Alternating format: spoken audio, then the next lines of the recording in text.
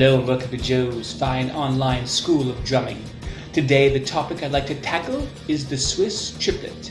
Flam right left, flam right left, flam right left, and for the opposite hand start the opposite way. Behold the Swiss triplet.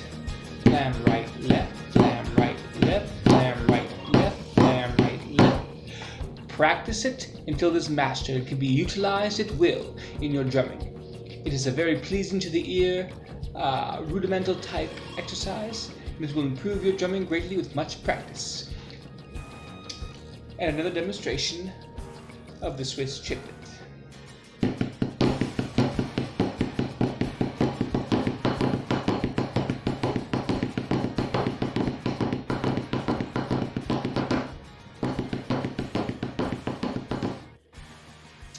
Cheers!